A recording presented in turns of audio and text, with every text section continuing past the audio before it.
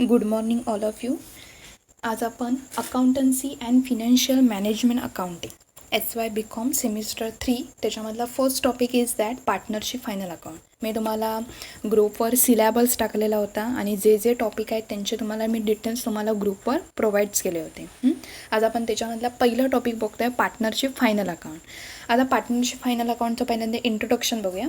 Section 4 of the Indian Partnership Act 1932 define it is in the relationship between the person who have agreed to share the profit of the business carried or by all or any of them acting for all. म्हणजेच काय बघा, इथे 1932ची त्याने तुम्हाला define दिली आहे Indian partnership ॲक्टची. असं relation म्हणजे असं नातं एखाद्या पार्टनरपेक्षा एका किंवा जास्त म्हणजे एक किंवा जास्त म्हणजे एक इथे चालू शकत नाही, म्हणजे एक किंवा दोन म्हणजे दोन किंवा तीन असं चालू शकतात, बरोबर ना. त्या दोघांनी मिळून एखादी फर्म किंवा एखादी ऑर्गनायझेशन म्हणजे थोडक्यात काय एखादा बिझनेस सुरू करणे आणि जो काही प्रॉफिट आणि लॉस होईल तो दोघांना त्यांचा काय जो इक्वली रेशो असेल म्हणजे जे त्यांनी रिटर्न ॲग्रीमेंट केलं असेल त्याच्यानुसार वाटून घेणे म्हणजेच काय तर भागीदारी कायदा 1932चा. ओके, त्याच्यानंतर आपण मेथड्स बघूया. Methods of in the capital account. आता इथे कॅपिटल अकाउंटच्या 2 मेथड्स पडतात. तुम्हाला जेव्हा आपण प्रॉब्लेम आपण सॉल्व करणार आहोत तेव्हा तुम्हाला तिथे आधी पहिल्यांदा मेथड्स बघायचे, कुठल्या मेथडने प्रॉब्लेम आलेला आहे, बरोबर ना. मग एखादी तुम्हाला मेथड्स कळाली की तुम्हाला त्या मेथडनुसार काही चेंज नसतो, फक्त तुम्हाला तिथे मेथड करणं इम्पॉर्टंट ठरतं. बघूया आपण मेथड्स बघूया. पहिली मेथड्स आहे बघा फिक्स कॅपिटल मेथड. आपण आधी पहिल्यांदा वाचून घेऊया. Under this methods of the 2 or more person capital as fix or not the change of in the financial accounting year. आता इथे तुम्हाला फिक्स कॅपिटल जे आहे म्हणजे ते काय सांगतात बघा की तिथे 2पेक्षा जास्त पार्टनर त्यांचं कॅपिटल जे आहे ते कायमस्वरूपी फिक्स असतं, कधीही बदलत नाही. म्हणजे थोडक्यात काय तर कॉन्स्टंट. अकाउंटिंग इयर आपलं कधी चालू होणार 1 एप्रिलला चालू होणार, ते आपलं 31 मार्चला संपेल, जसं तुम्हाला त्या प्रॉब्लेममध्ये अकाउंटिंग इयर दिलं असेल त्यानुसार. त्याला म्हणतात फिक्स कॅपिटल मेथड. तिथे कॅपिटल फक्त काय असतं फिक्स असतं, बदलत नाही. जो काही आपण इथे ॲडजस्टमेंट करणार ते आपण कुठे करणार तर करंट अकाउंट दिले जाणार. तिथे मी कंसात दिलं आहे बघा current account all the partner. म्हणजे तुम्हाला जेव्हा फिक्स कॅपिटल तुम्ही प्रॉब्लेम कसा ओळखणार आहात जिथे कॅपिटलसुद्धा असणार म्हणजे ट्रायल बॅलन्स तुम्हाला दिला जाईल तिथे ट्रायल बॅलन्समध्ये कॅपिटल असेल आणि त्याचबरोबर करंट अकाउंट असेल म्हणजे ती कुठली method fix capital method. Okay, second बघूया fluctuating capital method. Under this methods of the all the partners are the change every year not a constant. याचा अर्थ काय बघा म्हणजे तिथे तुम्हाला जे फ्लक्च्युएटिंग कॅपिटलमध्ये आहे तिथे कॅपिटल पार्टनरचं ते तुम्हाला नेहमी बदलत जाणार, तिथे तुम्हाला कॉन्स्टंट राहणार नाही, बरोबर. म्हणजे अस्थिर स्वरूपाचं राहणार नाही. त्याला म्हणतात फ्लक्च्युएटिंग कॅपिटल मेथड, बरोबर. म्हणजे आता ही तुम्ही प्रॉब्लेममध्ये कसं ओळखणार आहात तिथे तुम्हाला कॅपिटल अकाउंटच फक्त असणार म्हणजे तर ती कुठली मेथड फ्लक्च्युएटिंग कॅपिटल मेथड्स, बरं. त्याच्यानंतर नेक्स्ट बघूया आपण पार्टनरशिप डीड भागीदार करार. A return agreement among the partner is called of in the partnership rate. तिथे तुम्हाला पार्टनरशिप आपण एखादी जेव्हा बिझनेस किंवा आपण एखादी कन्सर्न किंवा एखादी आपण फर्म सुरुवात करणार असतो तेव्हा तिथे आपल्याला इथे एक रिटर्न म्हणजे आपल्याला लेखी स्वरूपात एक दस्तऐवज तयार करावा लागतो, त्याला म्हणतात भागीदारी करार किंवा भागीदारी ॲग्रीमेंट. त्याच्यानंतर बघूया आपण which account prepare and meaning. आपल्याला कुठकुठली अकाउंट प्रिपेअर करावी लागतात त्याच्यामध्ये first is that trading account, profit and loss account and last is third is that balance sheet. आपण मिनिंग बघूया. Trading account in this account show as direct expenses and direct income. It is a nominal account. Trading अकाउंटमध्ये म्हणजेच काय तुमचं व्यापार खातं तिथे तुम्हाला काय घेतलं जातं डायरेक्ट एक्सपेन्सेस घेतले जातात आणि डायरेक्ट इन्कम घेतलं जातं. आता डायरेक्ट एक्सपेन्स आणि डायरेक्ट इन्कम कुठले ते रिलेटेड तुम्हाला ट्रेडिंग अकाउंटला करतात म्हणजे फॉर एक्झाम्पल वेजेस कॅरेज त्याच्यानंतर manufacturing expenses factory expenses royalty octroi duty नंतर इम्पोर्ट ड्युटी, बरं. असे जे एक्सपेन्सेस आहेत ते ट्रेडिंग अकाउंटला घेतले जातात, त्याला म्हणतात डायरेक्ट एक्सपेन्सेस. आता डायरेक्ट इन्कम म्हणजे फॉर एक्झाम्पल सेल्स, बरं. त्याच्यानंतर एखाद्या पार्टनरने समजा विड्रॉ म्हणजे गुड्स टेकन ओव्हर केले असतील, बरोबर ना, मग त्याला ते म्हणतात तुमचं डायरेक्ट इन्कम. त्याच्यानंतर सेकंड बघा profit and loss account. Profit and loss अकाउंटमध्ये इनडायरेक्ट एक्सपेन्सेस म्हणजे अप्रत्यक्ष खर्च आणि अप्रत्यक्ष इन्कम म्हणजे उत्पन्न तिथे घेतले जातात. मग आता अप्रत्यक्ष याचा अर्थ काय, सॅलरीज बरोबर ना, त्याच्यानंतर पोस्टेज अँड टेलिग्रॅम, त्याच्यानंतर convenience, miscellaneous expenses, sundry expenses बरोबर ना, असे तुम्हाला खर्च काय घेतले जातात तिथे घेतले जातात. त्याच्यानंतर ट्रेडिंग अकाउंटचं आपण बघूया नंतर, तुम्हाला सांगते. ट्रेडिंग अकाउंटचा जो काही ग्रॉस प्रॉफिट किंवा ग्रॉस लॉस असेल तो आपण कुठे ट्रान्सफर करतो, प्रॉफिट अँड लॉस अकाउंटला. तुम्ही 12वीला शिकला अशा. त्याच्यानंतर बघा बॅलन्स शीट. बॅलन्स शीट हे तुमचं एक स्टेटमेंट आहे आणि balance sheet is in the real account, कारण की तिथे आपलं जरी आपण बॅलन्स शीट एक स्टेटमेंट म्हणत असतो तिथे आपण रिअल अकाउंट घेत असतो. रिअल अकाउंट म्हणजे तिथे बॅलन्स शीटमध्ये 2 साईड पडतात, एक म्हणजे लायबिलिटी साईड आणि दुसरं म्हणजे असेस साईड. जे काही पार्टनरचं कॅपिटल असेल ते आपण तिथे कुठे घेतो, लायबिलिटी साईडला घेतो, म्हणजे ते रिअल आहे, म्हणजे आपल्याकडे ते पार्टनरचं कॅपिटल काय आलं, काय आलेलं आहे बिझनेसमध्ये. आणि असेटमध्ये बघा building is in the real account बरोबर. त्याच्यानंतर land and building, plant and machinery, goodwill, त्याच्यानंतर स्कूटी, मोटार व्हॅन, तुमचा मोबाईल फोनसुद्धा ही एक असेट आहे बरोबर, रिअल असेट आहे.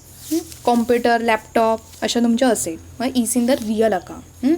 आणि आपण एक अकाउंट बघणार आहोत, एक म्हणजे तुम्हाला प्रॉफिट अँड लॉस ॲप्रोप्रिएशन अकाउंट. हे तुम्हाला नव्याने येत आहे. प्रॉफिट अँड लॉस ॲप्रोप्रिएशन अकाउंट म्हणजे काय, जो काही पार्टनरला ह्या बिझनेसमध्ये प्रॉफिट किंवा लॉस झाला असेल तो इथे आपण ह्या अकाउंटमध्ये वाटणार आहोत. आपण त्याचं मिनिंग बघूया जरा.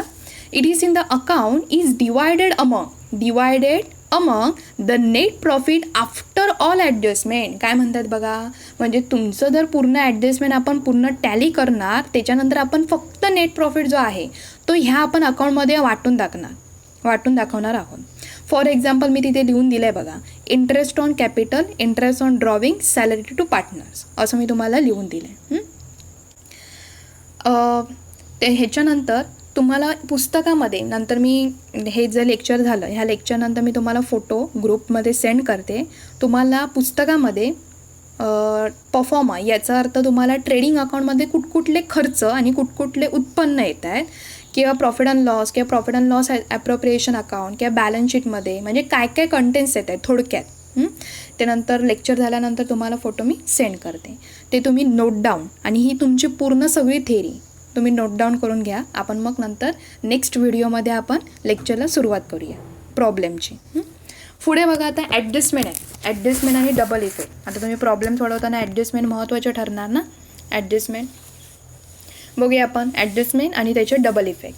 फर्स्ट बघा आउटस्टँडिंग एक्सपेन्सेस ऑब्लिक केलं आहे अनपेड एक्सपेन्सेस. आउटस्टँडिंग याचा अर्थ काय, जे पैसे शिल्लक राहिले आहेत म्हणजे द्यायचे राहिले आहेत त्याला म्हणतात आउटस्टँडिंग एक्सपेन्सेस किंवा अनपेड एक्सपेन्सेस बरं. त्याचा इफेक्ट काय होणार, एक म्हणजे ट्रेडिंग अकाउंटमध्ये किंवा प्रॉफिट अँड लॉस अकाउंटमध्ये ॲड करणार डेबिट साईडला, आणि त्याचा सेकंड इफेक्ट आपण कुठे घेणार, लायबिलिटीच्या बॅलन्स शीटच्या लायबिलिटी साईडला. त्याच्यानंतर सेकंड बघा आउटस्टँडिंग इन्कम, त्याला ऑब्लिक केलं आहे बघा, income due but not received, income receivable. म्हणजे असं इन्कम जे आपल्याला भेटायला पाहिजे होतं पण ते भेटलं गेलेलं नाही आहे, म्हणजे अजून ते शिल्लक आहे, त्याला म्हणतात आउटस्टँडिंग इन्कम.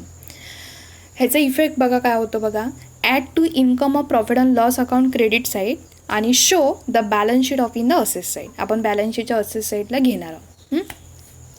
त्याच्यानंतर तिसरा बघा प्रीपेड एक्सपेन्सेस, त्याला कॉमा आहेत, अनएक्सपायर एक्सपेन्सेस किंवा पेड इन ॲडव्हान्स बरं. आता हे प्रत्येक ॲडजस्टमेंटमध्ये तुमची कन्फर्म ॲडजस्टमेंट येते. प्रीपेड एक्सपेन्सेस, आउटस्टँडिंग एक्सपेन्सेस बरं, डिप्रिसिएशन अशा त्या ॲडजस्टमेंट येतात बरं. तर प्रीपेड एक्सपेन्सेस बघूया. Prepaid expenses deduct from expenses profit and loss किंवा ट्रेडिंग अकाउंटच्या डेबिट साईडला आणि शो द बॅलन्स शीट असेस साईड. बॅलन्स शीटच्या आपण असेस साईडला घेणार आहोत. त्याच्यानंतर चौथी बघूया आपण इन्कम रिसिव्ह इन ॲडव्हान्स. हे इन्कम आहे. इन्कम याचा अर्थ आपल्याला उत्पन्न भेटणार ते आपण अगोदरच प्रिपेड केलं, म्हणजे आपण अगोदरच देऊन टाकलं किंवा एखाद्याकडनं आपल्याला आलं आहे, त्याला म्हणतात इन्कम रिसिव्ह इन ॲडव्हान्स म्हणजे प्री रिसिव्ड इन्कम. त्याचा इफेक्ट बघा काय होतं, deduct from income profit and loss account credit side आणि show on the liability side. त्याच्यानंतर 5वी ॲडजस्टमेंट डिप्रिसिएशन. प्रत्येक ॲडजस्टमेंटमध्ये ही ॲडजस्टमेंट हमखास येते, 100% येते. आणि डिप्रिसिएशन ही फक्त फिक्स असेट. मग आता फिक्स असेट कुठकुठल्या? तर land and building, plant and machinery, building, motor car, vehicles, त्याच्यानंतर loose stores, equipment, furniture, fixture, ह्या तुमच्या फिक्स असेट. इनटँजिबल असेटला डिप्रिसिएशन लागत नाही. ही नोट डाऊन करून ठेवा. इनटँजिबल असेटला डिप्रिसिएशन लागत नाही. फिक्स असेट त्यांनाच फक्त डिप्रिसिएशन लागतं. म्हणजे टँजिबल याचा अर्थ काय? जे आपण बघूही शकतो आणि त्याला आपण टचही करू शकतो, is in the tangible fix asset. Intangible याचा अर्थ आपण त्यांना अनुभवू शकतो, म्हणजे आपण फक्त बघूही शकत नाही आणि हातही लावू शकत नाही, त्याला म्हणतात इनटँजिबल असेट्स. तर डिप्रिसिएशन आता फॉर एक्झाम्पल बघा, तुम्ही घेतलेला मोबाईल फोन, बरोबर, पहिल्यांदा नवीन खरेदी केलात, त्याच्यानंतर 2-3 वर्ष तुम्ही यूज केलात, त्याच्यानंतर तुमची बॅटरी समजा डाऊन होते, बरोबर, त्याच्यानंतर कॅमेऱ्याचं त्याचं आउटपुट जे आहे ते लो व्हायला लागतं. म्हणजे याचा अर्थ डिप्रिसिएशन, म्हणजे तुमचं ॲक्च्युअल प्राईसपेक्षा तुमची कॉस्ट, त्याचा घसारा येत जातो, त्याला म्हणतात डिप्रिसिएशन. त्याच्यामधनं त्याचा इफेक्ट बघूया आपण. Less from asset and show profit and loss account debit side. त्याच्यानंतर बॅड डेब्ट्स, ही सगळ्यात महत्त्वाची कन्सेप्ट आहे आणि मुलांना हेच कळत नाही बॅड डेब्ट्स म्हणजे काय. बॅड डेब्ट्स वेगळं, RDD वेगळं, दोन्ही कन्सेप्ट वेगवेगळे आहे. 12वीपर्यंत तुम्ही शिकला असाल. बघूया आपण. बॅड डेब्ट्स याचा अर्थ बुडीत कर्ज. असं कर्ज ते आपल्याला भेटणारच नाही, म्हणजे ते आपल्याकडनं निघून गेलं. म्हणजे फॉर एक्झाम्पल समजा मी एखाद्याला ए व्यक्तीला मी कर्ज दिलं, मी त्याला प्रेडही दिला, पण त्याने ते कर्ज माझं बुडवलं, त्यालाच म्हणतात बुडीत कर्ज. तो देऊ शकणार नाही. तसं बिझनेसमध्ये होऊ शकतं. एखादी बिझनेस फर्म एखाद्या कस्टमरला किंवा एखादी ऑर्गनायझेशन असेल, त्याला आपण ते कर्ज दिलं जातं, पण तो कर्ज बुडवतो, त्यालाच काय म्हणतात बॅड डेब्ट्स. बरं, तर बॅड डेब्ट्स ॲडजस्टमेंटमध्ये जे बॅड डेब्ट्स येतात त्याला न्यू बॅड डेब्ट्स म्हणायचं. आणि ॲडजस्टमेंटमध्ये RDD आली त्याला न्यू RDD म्हणायचं. ह्या दोन्ही कन्सेप्ट महत्त्वाचे आहेत. आपण RDDकडे जाणार आहोत. आधी बॅड डेब्ट्स बघूया. त्याचा पहिला इफेक्ट काय होतं बघूया. डिडक्ट फ्रॉम सन्ड्री डेटर. सन्ड्री डेटरमधनं न्यू RDD जे आहे ती आपण लेस करायची. आणि त्याचा सेकंड इफेक्ट जो आहे, show the profit and loss account debit side. Profit and loss अकाउंटच्या कुठल्या साईडला दाखवायचं? डेबिट साईडला दाखवायचं. ओके. त्याच्यानंतर बघूया आपण 7वी ॲडजस्टमेंट RDD म्हणजेच याचा अर्थ काय? Reserve for doubtful debt. आणखी एक तुम्हाला येतं RBDD. रिझर्व त्याचं पण तेच फुल फॉर्म आहे, फक्त थोडासा वेगळा आहे. Reserve bad and doubtful debts, असं त्यांचं दोघांचे फुल फॉर्म आहे. पण तुम्हाला मोस्टली RDD येतं. जी तुम्हाला ॲडजस्टमेंटमध्ये RDD आणि बॅड डेब्ट्स आलं त्याला न्यू कन्सेप्ट करायचं, म्हणजे न्यू RDD किंवा न्यू बॅड डेब्ट्स आली आहे असं कन्सिडर करायचं. आपण जेव्हा प्रॉब्लेम बघू त्याच्यामध्ये तुम्हाला एक स्ट्रक्चर देईन मी. न्यू RDD कशी ओळखायची किंवा न्यू बॅड डेब्ट्स कसं ओळखायचं ते तुम्हाला मी लेक्चरच्या वेळी आपण प्रॉब्लेम सॉल्व करत असतेवेळी सांगूया. त्याचा इफेक्ट बघा, सेम जसं बॅड डेब्टचा इफेक्ट होतो तसं सेम RDDचा इफेक्ट होतो. डिडक्ट फ्रॉम सन्ड्री डेटर and show profit and loss account debit side. आणि मुळात RDDचा बॅलन्स हा क्रेडिट असतो, लक्षात ठेवा. RDDचा बॅलन्स हा ऑलवेज क्रेडिट बॅलन्स असतो. आणि बॅड डेब्ट्स असतात, म्हणजे ओल्डही असून दे किंवा न्यूही असून दे, त्यांचा बॅलन्स हा मुळात डेबिट बॅलन्स असतो. ओके. त्याच्यानंतर 8वी ॲडजस्टमेंट बघा, bill receivable. Dishonour oblique discounted. आता बिल रिसिएबल ही तुम्हाला कन्सेप्ट 12वीला बघा बिल ऑफ एक्सचेंज होता, बरं ना. बिल ऑफ एक्सचेंज, त्या बिल ऑफ एक्सचेंजमध्ये थोडक्यात आता बिल रिसिएबल आलं आहे म्हणून सांगते. बिल रिसिएबल याचा अर्थ काय? आपण एखादी 2 नावं घेऊया, बरं, राधिका आणि शनया, बरं ना. दोघांची आपण नावं घेऊया. तर शनयाला पैशांची गरज लागली, तर शनया कोणाकडे गेली? तर राधिकाकडे गेली, बरं ना. राधिकाने तिला पैसे दिले, 5,000 रुपये दिले आणि तिला सांगितलं मला तू 3 महिन्यामध्ये आणून दे, बरं. आणि त्या दोघांनी मिळून एक दस्तऐवज तयार केलं. दस्तऐवज याचा अर्थ थोडक्यात काय? तर बिल रिसिएबल तयार केलं. राधिका शनयाला काय बोलली? मला 5,000 रुपये 1 महिन्याच्या मुदतीच्या आणून दे, तुला मान्य असेल तर बघ, बरं. मात्र तिला 1 महिना निघून गेला आणि 5,000 देण्याची वेळ आली शनयाची राधिकावर, पण शनयाने पैसे दिले नाही. याचा अर्थ तो काय ठरला? जे आपण बिल तयार केलेलं 1 महिन्याचं ते देऊ शकली नाही ना, म्हणजे डिसऑनर, त्या बिलाचा अनादर झाला, म्हणजे मुदत निघून गेली आणि त्या बिलाचा काय झाला, अनादर झाला. त्यालाच म्हणतात काय, बी रिसिवेबल डिसऑनर. लक्षात आलं. ते 12वीला टॉपिक होता बिल ऑफ एक्सचेंज. बरं, तीच कन्सेप्ट आहे ती. तर त्याचा पहिला इफेक्ट काय बघा, लेस फ्रॉम बी रिसिवेबल. आपण लेस करणार, कारण की पैसे कोणी दिले नाही, शनया आणि राधिकाला द्यायला हवे होते 1 महिन्याच्या, ते दिले नाही. त्यामुळे काय ठरलं, तर एक प्रकारचं कर्ज, डेटर याचा अर्थ कर्ज रोखा तयार ठरला. बरोबर. आणि त्याचा सेकंड जो इफेक्ट होणार तो ॲड टू सन्डे डेटर्स. बरोबर ना, सन्डे डेटरमध्ये ॲड होणार. त्याच्यानंतर नेक्स्ट बघूया आपण bills payable dishonour. Bills payable तसाच इफेक्ट आहे, लेस फ्रॉम बिल्स पेएबल आणि ॲड टू सन्ड्री क्रेडिटर. क्रेडिटरमध्ये ॲड होणार. ह्या ॲडजस्टमेंट येतात, एक्झाममध्ये ह्या ॲडजस्टमेंट येतात. त्याच्यानंतर आपण 9वी ॲडजस्टमेंट बघूया. बिल्स पेएबल झाली ना, ओके. अनरेकॉर्डेड सेल. अनरेकॉर्डेड सेल याचा अर्थ असे सेल जे रेकॉर्ड करायला हवे होते पण ते रेकॉर्ड केले गेले नाही. तर आपण काय करायचं, रेकॉर्ड केले गेले नाही आहेत ना, मग आपण काय करायचं, ॲड टू सेल. सेल कुठे जातात, ट्रेडिंग अकाउंट क्रेडिट साईड. आणि त्याचं सेकंड इफेक्ट कशामध्ये करायचं, संडे डेटरमध्ये. एक तुम्हाला सांगून ठेवते, माहीत असेल मला माहीत नाही, सेल जे आहे सेल ते डेटरच्या रिलेटेड असतात. सेल हे कोणाच्या रिलेटेड असतात, डेटरच्या रिलेटेड असतात. आणि जे परचेस आहेत, परचेस ते क्रेडिटरच्या रिलेटेड असतात. लक्षात ठेवा, कधी पण ती नोट लक्षात ठेवा. अनरेकॉर्डेड परचेस. आता अनरेकॉर्डेड परचेस याचा अर्थ खरेदी. बरोबर ना. अनरेकॉर्डेड याचा अर्थ असे खरेदी की त्याची पण रेकॉर्ड केलेली गेलेली नाही. तर त्याचा इफेक्ट काय होणार, ॲड टू परचेस. ट्रेडिंग अकाउंटच्या डेबिट साईडला तुम्हाला मिळतील, तिथे आपल्याला ॲड करावे लागणार. आणि त्याचा सेकंड जो इफेक्ट आहे तो सन्ड्री क्रेडिटर, कुठे, बॅलन्स शीटच्या लायबिलिटी साईडला. त्याच्यानंतर सगळ्यात महत्त्वाची ॲडजस्टमेंट म्हणजे क्लोजिंग स्टॉक. प्रॉब्लेम संपला म्हणजे आपण ट्रायल बॅलन्सची पोस्टिंग सगळी केली तर पहिलेच ॲडजस्टमेंट असते क्लोजिंग स्टॉकची. क्लोजिंग स्टॉकमध्ये काय बघूया, मी एक कंसात वाक्य दिलं बघा, cost and market price which ever is lower price taken. याचा अर्थ काय, तुम्हाला तिथे 2 व्हॅल्यू दिल्या जातील. प्रत्येक प्रॉब्लेममध्ये सांगता येत नाही, वेगवेगळं असू शकतं. कॉस्ट प्राईस आणि मार्केट प्राईस तुम्हाला प्रत्येक प्रॉब्लेममध्ये वेगवेगळी तुम्हाला काय दिली जाईल, प्राईस दिली जाईल. त्यापैकी जी कमी प्राईज असेल ती तुम्ही काय करायची आहे, घ्यायची आहे. लक्षात ठेवा, कॉस्ट अँड मार्केट प्राईस म्हणजे मूळ किंमत आणि बाजार किंमत या दोघांपैकी जी किंमत कमी असेल ती किंमत तुम्हाला तिथे टेकन ओव्हर करायची आहे. तर त्याचा इफेक्ट माहिती आहे तुम्हाला, show the trading account credit side आणि शो असेस साईड. तुम्हाला असेस साईडला, बॅलन्स शीटच्या असेस साईडला क्लोजिंग स्टॉक नुसतं आणि ट्रेडिंग अकाउंटच्या क्रेडिट साईडला तुम्हाला बाय क्लोजिंग स्टॉक. ओके, असं लिहायचं आहे. त्याच्यानंतर 13वी ॲडजस्टमेंट आपण बघूया. Goods withdraw on the partner personal use. कंसात मी काय लिहिलं आहे बघा, ड्रॉविंग्स. कंसात मी काय लिहिलं आहे, ड्रॉविंग्स. ओके, कंसात मी ड्रॉविंग लिहिलं आहे. Show on the trading account credit side less to drawing of the partnership in balance sheet.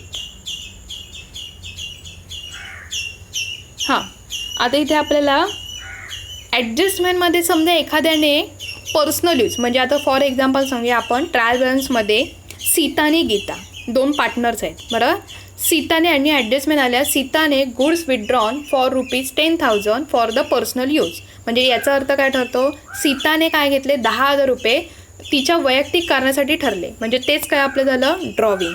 मग त्याचा पहिला इफेक्ट जो आहे तो कुठे आपण देणार, ट्रेडिंग अकाउंटच्या क्रेडिट साईडला बाय गुड्स विथड्रॉ, खाली कंसात लिहायचं म्हणजे कोण जी पार्टनर असेल तिचं नाव आणि कंसात लिहायचं ड्रॉविंग. आणि त्याचा सेकंड इफेक्ट काय करायचा, ड्रॉविंग. लक्षात ठेवा, ड्रॉविंग आणि इंटरेस्ट ऑन ड्रॉविंग हे ऑलवेज लेस होतात, ॲड होत नाहीत त्या पार्टनर्स अकाउंटमध्ये. जो आपण सीता आणि गीताचं जे पार्टनर अकाउंट असेल त्याच्यामध्ये काय करायचं, लेस. लक्षात राहील, महत्त्वाचं आहे. ड्रॉविंग लक्षात ठेवा, कायमस्वरूपी ड्रॉविंग हे कधी पण लेस होतं, ॲड होत नाही.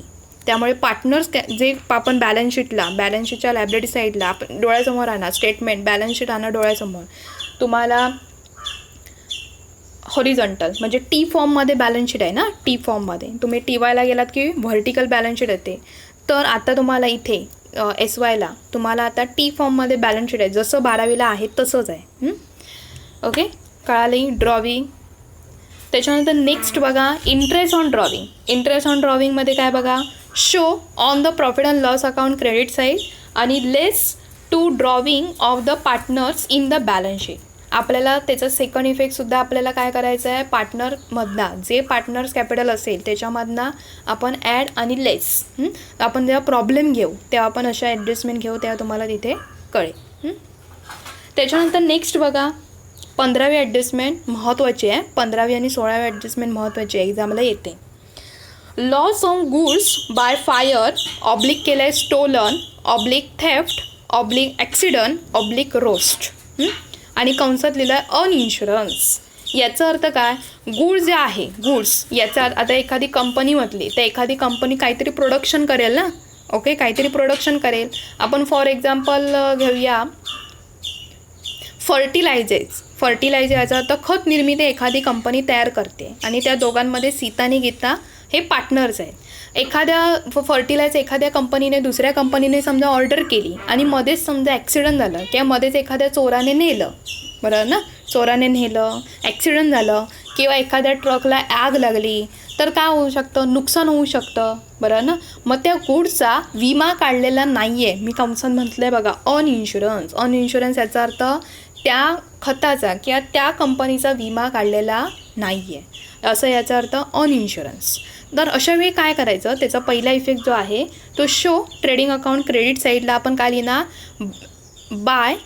Bye lost on good stolen किंवा लॉस्ट ऑन गुड ॲक्सिडंट्स, म्हणजे याचा अर्थ आपला नुकसान झालं, म्हणजे त्या मालाचं काय झालं, नुकसान झालं. तर कशामुळे त्याचं पुढे कारण तुम्हाला ॲडजस्टमेंटमध्ये ते दिलेलं असणार. 16 ॲडजस्टमेंट जरा वेगळी आहे आणि ही एकमेव अशी ॲडजस्टमेंट आहे त्याचे आपल्याला 3 इफेक्ट करावे लागतात. सांगूया आपण, घेऊया ॲडजस्टमेंट. ओके, बघा ॲडजस्टमेंट काय आहे बघा, lost on goods by fire accident theft आणि स्टोलन. सेम आहे ॲडजस्टमेंट, तुम्हाला वाटेल सेम, पण कंसात काय म्हटलं आहे बघा, इन्शुरन्स क्लेम. आता आपण ॲडजस्टमेंट घेऊया. बघा ॲडजस्टमेंट अशी असेल तुम्हाला एक्झाममध्ये, goods lost by fire, goods lost by fire rupees 10,000 and insurance company claim ₹8,000. याचा अर्थ काय बघा, 10,000चा आपला माल काय झाला, तुमचा तुमचा डिस्ट्रॉय, की याचा अर्थ आपण आगीमुळे आपलं नुकसान झालं असं समजूया. आणि इन्शुरन्स कंपनीवाल्याने किती रुपये दिले आपल्याला, तर 8,000 रुपये दिले. अशा वेळी आपलं काय झालं बघूया आपण, कन्सेप्ट करूया. आधी आपल्याला आपलं कितीचं नुकसान झालं ते आपण कुठे दाखवायचं, त्याचा पहिला effect show the trading account credit साईडला आपण 10,000 रुपये घेणार. तिथे आपण काय लिहिणार, लॉस बाय फायर किंवा लॉस बाय ॲक्सिडंट, कशामुळे झालं त्याचं कारण. आणि इन्शुरन्स कंपनीने आपल्याला किती रुपये दिले, तर 8,000 रुपये दिले. आपला प्रॉफिट आहे की लॉस आहे, लॉस आहे. बघा किती हजाराचा लॉस आहे, दोघांमधला फरक 2,000चा लॉस आहे. तो 2,000चा लॉस आपण कुठे दाखवणार, show the profit and loss account debit side. आणि इन्शुरन्सवाल्याने किती रुपये आपल्याला दिले आहेत, 8,000 रुपये दिले आहेत. आता इन्शुरन्सवाले आपल्याला का देतील पैसे, कारण की त्या कंपनीने काय केलं होतं, त्या गुड्सवर इन्शुरन्स काढलेला होता, म्हणून आपल्याला ते पैसे इन्शुरन्स कंपनी आपल्याला देणार. तर आपण त्याचे इन्शुरन्सवाल्याने किती रुपये दिले, 8,000 रुपये. ते आपण कुठे दाखवणार, शो द बॅलन्स शीट असेस साईड. लक्षात आली ॲडजस्टमेंट, इम्पॉर्टंट ॲडजस्टमेंट आहे. नेक्स्ट बघूया interest on capital. Add to partners oblique current account आणि add to profit and loss account debit side. जे काही आपण कॅपिटल असेल ते आपण कॅपिटलवर इंटरेस्ट म्हणजे 6%, 10%, 8% तुम्हाला पॉईंटमध्ये सुद्धा येतं आणि तुम्ही कॅल्सी यूज करू शकता. त्यामुळे काय तुम्हाला इझी जाईल काढायला. Add to partners capital oblique current account. आता मी इथे ऑब्लिक करंट अकाउंट का केलं, कारण की तिथे फिक्स किंवा फ्लक्च्युएटिंग कॅपिटल मेथड असू शकते, म्हणून मी तुम्हाला तिथे ऑब्लिक केलं आहे बघा, current account oblique partners capital account. त्याच्यानंतर 18वी ॲडजस्टमेंट कधीतरी बाय चान्स येते, म्हणजे कंपल्सरी येत नाही अशा ॲडजस्टमेंट, तरी आपण घेऊया. Wages paid for installation of the machinery debited to wages account. याचा अर्थ काय माहिती आहे, मशिनरीचं इन्स्टॉलेशन याचा अर्थ उभारणी खर्च, मिनिंग पाहिजे ते लिहून ठेवा. इन्स्टॉलेशन याचा अर्थ उभारणी खर्च. मशिनरी समजा एखादी मशिनरी एखादी चिपळूणला तुम्ही त्या साईडला गेला असाल तर तिथे तुम्हाला पूर्ण इंडस्ट्रियल एरिया आहे, तर तिथे मोठमोठ्या लँड किंवा मशिनरी आहेत बघा तिथे. तर त्या मशिनरीचं सेटअप करण्यासाठी काही कामगारांची गरज पडते. वेजेस याचा अर्थ कामगार, वेजेस याचा अर्थ मजुरीचे पैसे. तर कोणाला आपण देणार, तर कामगारांना देणार. तर तेच म्हणत आहेत बघा. तर त्याचा पहिला इफेक्ट काय होतो बघा, less from wages on trading account and add to machinery the asset side. कारण की आपण मशिनरीची उभारणी केली ना, मशिनरीमध्ये आपल्याला ॲड करावं लागणार. कारण की मशिनरीचा जरी मशिनरी 50,000ची असेल तर त्याला उभारण्यासाठी आणखी पैसे लागत आहेत. मग काय जे पैसे वरचे लागले असतील 20,000 30,000 ते त्याच्यामध्ये आपण ॲड करणार. ओके, असं आहे ते. त्याच्यानंतर 19वी ॲडजस्टमेंट बघूया. सॅलरी ऑब्लिक केलं आहे कमिशन ऑन द पार्टनर. काय काय वेळेला तुम्हाला पर्सेंटेज दिले जातात, म्हणजे salary to get partner 2% commission असं तुम्हाला दिलं जातं. अशावेळी add to partners capital oblique current account and show the profit and loss account debit side. त्याच्यानंतर नेक्स्ट बघूया. डिस्काउंट ऑन डेटर, महत्त्वाची ॲडजस्टमेंट आहे. कधी कधी प्रॉब्लेममध्ये सगळं दिलं जातं तुम्हाला, म्हणजे तुम्हाला बॅड डेज पण दिलं जातं, RTTसुद्धा दिली जाते, डिस्काउंटसुद्धा दिलं जातं. अशा वेळी लक्षात ठेवायचं, अशा वेळी जसं तुमच्या प्रॉब्लेमचं सिक्वेन्स असेल, म्हणजे ॲडजस्टमेंटचं सिक्वेन्स असेल त्यानुसारच तुम्हाला करायचं आहे. पहिलं समजा डिस्काउंट ऑन डेटर दिलं असेल तर तुम्हाला डिस्काउंट ऑन डेटर काढावं लागतील. पहिलं समजा बॅड डेज दिलं असेल किंवा RTT दिलं असेल त्या सिक्वेन्सनुसारच तुम्हाला काढावं लागणार. लक्षात आलं. बघूया. डिस्काउंट ऑन डेटर, लेस फ्रॉम डेटर्स आणि show the profit and loss account debit side. हे वेगळं दाखवणार आपण. त्याच्यानंतर डिस्काउंट ऑन क्रेडिटर, डिस्काउंट याचा अर्थ क्रेडिटरवर डिस्काउंट काढायचा, त्याच्यातून लेस करायचा आणि प्रॉफिट अँड लॉस अकाउंटच्या क्रेडिट साईडला दाखवायचं. त्याच्यानंतर 22वी ॲडजस्टमेंट लास्ट बघूया. Manager is allowed the commission at 10% show on debit side of profit and loss account, show on the liability side. याचा अर्थ मॅनेजर, याचा अर्थ तुम्हाला असं दिलं जाईल, मॅनेजर सॅलरी तर तुम्ही ते प्रॉफिट अँड लॉस अकाउंटला घेतला जातो, किंवा स्टाफ मॅनेजर सॅलरी असं तुम्हाला दिलं जाईल. तर त्याच्यावर तुम्हाला काय टाकायला सांगितलं आहे, कमिशन काढायला सांगितलं आहे. किती टक्के, तर 10%. ते 10% कमिशन काढायचं, पण ते दाखवायचं कुठे, तर डेबिट साईडला, म्हणजे प्रॉफिट अँड लॉस अकाउंटच्या डेबिटला दाखवायचं. आणि त्याचा सेकंड जो इफेक्ट आहे तो कुठे दाखवायचा, बॅलन्स शीटच्या लायबिलिटी साईडला दाखवायचं.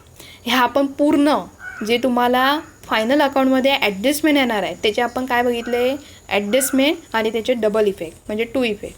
आता तुम्ही इथे म्हणू शकता तुम्हाला डबल इफेक्ट काय आहे, तुमचं जे अकाउंटिंग आहे ते तुमचं double entry book keeping system. लक्षात ठेवा, तुमचा डबल एंट्री आहे, सिंगल एंट्री नाही आहे. तुम्ही एखादा इफेक्ट चुकवला तर तुमचा अख्खा प्रॉब्लेम चुकणार आहे. लक्षात आलं.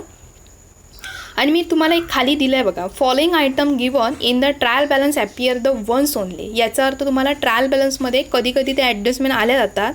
अशा वेळी काय करायचं ते तुम्हाला मी पुढे दिलं आहे, तुम्ही ते नोट डाऊन करून घ्या. आता मी तुम्हाला काय काय अभ्यास दिला आहे, एक म्हणजे हे पूर्ण पार्टनरशिप फायनल अकाउंट, म्हणजे पूर्ण थेरीपासून हा सिक्वेन्स आहे ना, आजची डेट घाला, टायमिंग घाला आणि पूर्ण सिक्वेन्स वाईज तुम्ही लिहत चला. आणि इथे तुमचं जे रेड मार्कर आहे बघा, रेड मार्करने मी तुम्हाला दिलं आहे बघा, एक परफॉर्मा लिहायचं आहे. तिथे आधी अगोदर परफॉर्मा लिहा, किंवा कसं करा पूर्ण हे लिहून घ्या आणि त्याच्यानंतर तुम्ही काय करा, मी तुम्हाला फोटो पाठवते, ग्रुपला सेंड करते. तिथे तुम्ही ट्रेडिंग अकाउंटचं फॉर्मॅट, प्रॉफिट अँड लॉस अकाउंटचं फॉर्मॅट, प्रॉफिट अँड लॉस ॲप्रोप्रिएशनचा फॉर्मॅट आणि बॅलन्स शीटचा पण फॉर्मॅट. ओके, हे तुम्ही सगळं नोट डाऊन लिहायचं आणि ग्रुपला प्रत्येकाने, मला प्रत्येकांचं रिपोर्ट हवं आहे, प्रत्येकाने तुम्ही हे सगळं लिहिलेलं मला ग्रुपला सेंड केलेलं हवं आहे. प्रत्येकाने हे सगळं लिहायचं. आणि काही एखादी ॲडजस्टमेंट तुम्हाला कळली नसेल, एक्सप्लेन झाली नसेल, म्हणजे तुम्हाला ती कन्सेप्ट कळली नाही आहे, तर मला तिथे ग्रुपला विचारा. काही शंका किंवा डाऊट्स असतील तर विचारा आणि सांगा. ओके, आणि आपण पुढच्या लेक्चरमध्ये आपण फायनल अकाउंट, म्हणजे सिम्पल फायनल अकाउंट, आधी आपण साधा प्रॉब्लेम घेतो, साधा म्हणजे तुम्हाला कळण्यासारखा, तो आपण उद्याच्या लेक्चरमध्ये बघूया. ओके, चला, बाय बाय.